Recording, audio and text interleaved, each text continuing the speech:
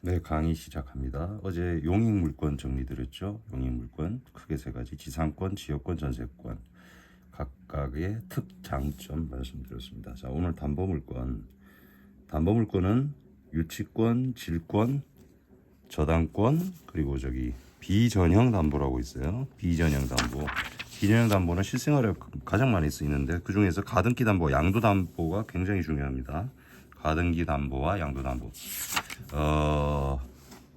담보물권은 유치권과 질권은 실생활에서 잘 사용되지 않고 있어요. 유치권하고 질권은 과거의 어떤 법 제도에서는 많이 쓰였는데 오늘날 21세기에는 잘 쓰이지 않아요. 그 이유가 주로 이제 법정 질권, 법정 유치권 이렇게 많이 성립을 하고 또 실사례에서는 크게 문제되지 않습니다. 금액 자체가 소액으로 이루어져 있기 때문에 큰 금액에서는 그다지 의미가 없어요.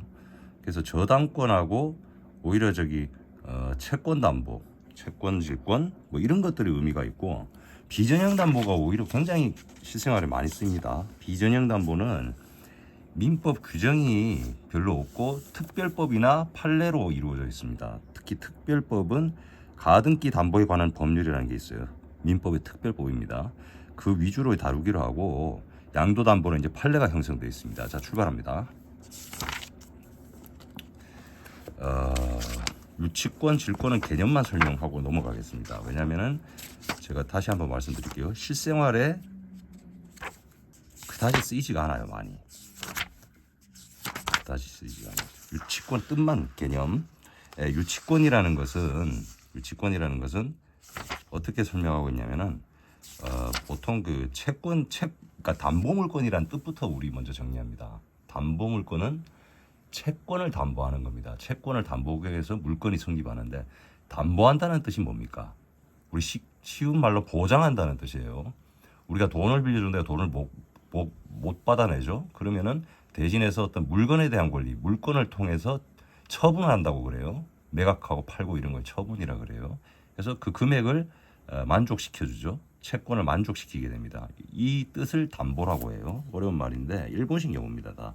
그래서 채권 담보의 뜻입니다. 모든 물건은, 담보 물건은.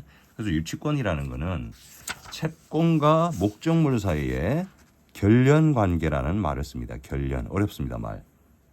채권과 목적물 사이에 연결 관계다, 이렇게 이해하시면 돼요.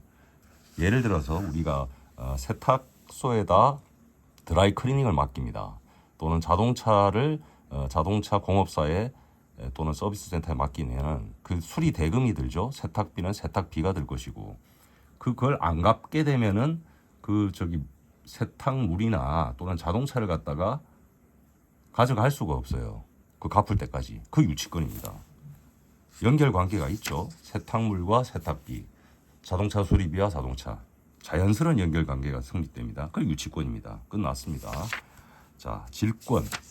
질권이라는 거는 역시 채권을 담보하기 위한 것인데, 이거는 유치권과 다르게 물권에도 성립하고 또 채권을 담보하기 위해서 다른 어떤 권리에 대해서 성립하기도 합니다. 이게 좀 차이점입니다.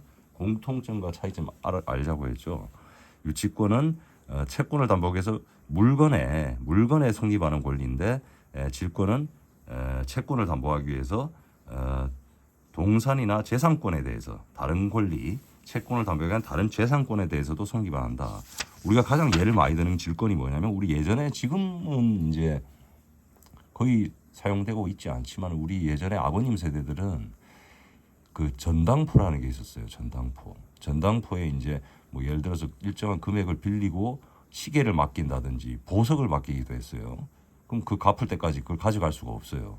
근데 만약에 못 갚게 되면은 그 전당포 주인이 그 시계나 보석을 팔아서 채권을 만족을 받죠. 채권 만족을 받는 것을 변제라는 표현을 씁니다. 우리 순우들 말로 채권 만족을 받는 것을 일본식 용어인데 민법전에는 변제라고 합니다.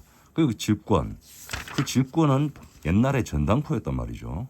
근데 지금은 오히려 질권이 그런 전당포 같은 어떤 동산이죠. 동산에 대한 성립하는 물권보다는 권리 질권이라 그래서 채권을 담보하기 위해서 다른 권리, 다른 재산권의 그 권리를 인정하게 됩니다. 그래서 지금은 권리 질권, 그 중에서도 채권 질권, 채권 담보하기 위해서 다른 채권에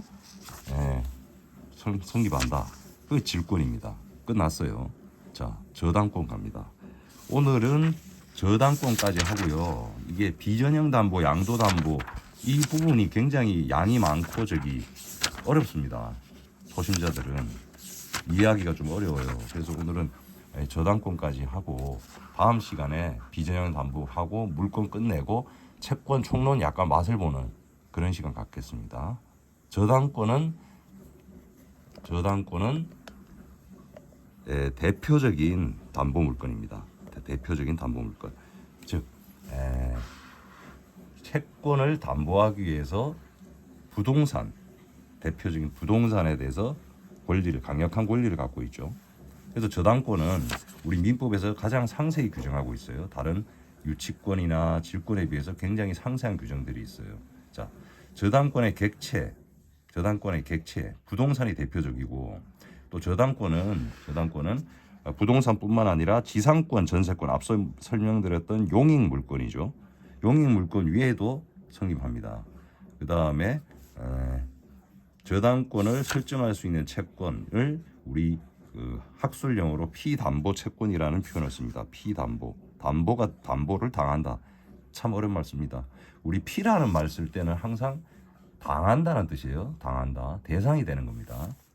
저당권의 효력, 저당권은 당연히 목적물에 미치고 여기서 이제 키 포인트 정리합니다. 저당권의 효력 중에서도 우선 변제적 효력이라는 게 있어요. 우선 변제.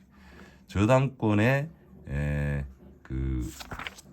채권을 담보하기 위해서 일정한 부동산 또는 아까 말한 용익 물건 위에 저당권을 설정한다는 말을 써요. 저당권을 설정한다. 저당권을 계약한다는 말을 안 하고 우리 물건에서는 설정한다는 말을 씁니다. 설정하게 되면 다른 권리보다 먼저 변제받는 그런 효력이 있어요. 강력한 효력이 있어요. 우선 변제 효력. 그 다음에 그 우선 변제 효력하고 또 경매를 할 수가 있고 팔 수가 있단 말이지. 경매. 그래서 우리 저당권은 우선 변제적 효력이 있는데 그러면은 우선이라 해서 무조건 1순위냐? 그렇진 않다는 겁니다. 몇 순위로 우선이냐? 일반 채권자에 대해서는 항상 우선하고 이거 중요합니다. 저당권의 우선 효력, 우선 순위. 일반 채권자에 대해서는 항상 우선하고 전세권자에 대해서는 그 등기의 선으로 따지게 됩니다. 등기가 1번 등기냐 2번 등기냐 우리 등기부 나중에 보는 방법 알려드리겠어요. 등기가 번호가 붙어요. 순서대로. 그다음에 다른 저당권자의 관계는 역시 이제 등기의 선순위, 등기의 선으로 하게 되죠. 마지막이 중요합니다. 실생활에서 가장 필요한 부분인데 우리가 일상생활에서 놓치는 부분이 있죠. 저당권의 우선순위가 있는데 국세 우선권이라는 게 있어요. 예를 들어서 채무자가 세금을 체납하고 있어요. 그러면은 내가 저당권을 설정했단 말이지. 그럼 이 사람 세금하고 내 저당권의 채권하고 누가 우선하느냐. 그래서 여기 법률에 규정이 돼 있어요. 이거는 민법이 아니라 국세기본법에 규정이 돼 있어요. 국세는 원칙적으로 저당권에 항상 우선합니다. 다만 저당권이 국세의 법정기일 전에 등기된 때, 국세의 법정기일 전에 할 때는 저당권이 국세에 우선합니다. 이렇게 돼 있어요. 국세의 법정기일 전이다. 국세의 법정기일 전이라는 게 어떤 말이겠습니까? 그죠? 그 세금 납부일 같은 걸 말하겠죠. 예를 들어서.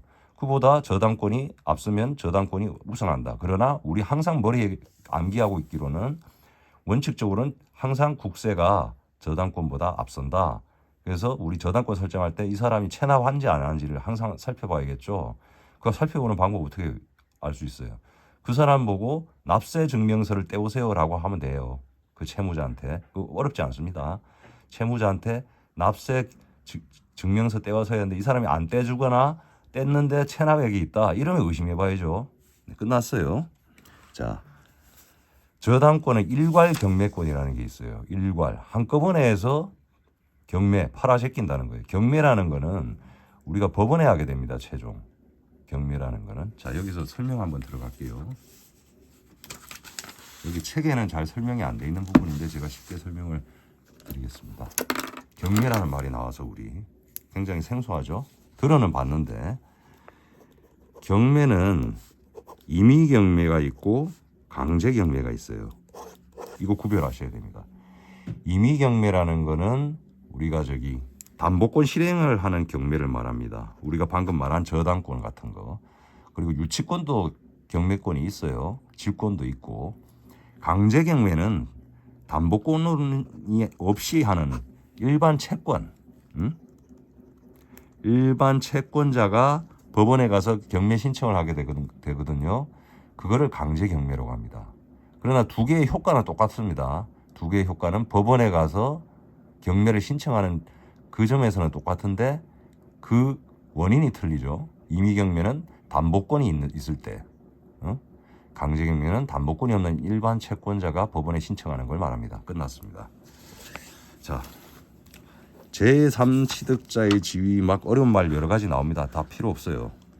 특수저당권, 이거 의미 좀 있어요. 특수저당권. 방금 말씀드린 것까지는 일반 저당이죠. 특수저당, 공동저당이라는 게 있어요. 공동저당은 채권은 하나인데 동일하지란 말은 하나란 뜻이야. 부동산이 여러 개의 저당권을 설정한 거야. 예를 들어서 채권자가 있는데 채무자가 빚이 하도 많아가지고 못 믿겠어요. 그래서 아파트도 저당 잡고 뭐 저기 주택 땅도 저당 잡고 이런 걸 말아요. 공동저당. 공동저당에서 문제되는 것들이 있어요. 동시배당, 이시배당 뭐 이런 말이 나옵니다. 여기서부터 이제 머리 쥐내리기 시작합니다. 우리 일반 사람들. 요거부터 다음 시간 할게요. 요게 조금 설명할 게 많아요. 요게 케이스로 설명을 할 게 많아요. 이것만 한 10분, 20분 걸립니다. 자, 오늘 여기까지 하겠습니다. 감사합니다.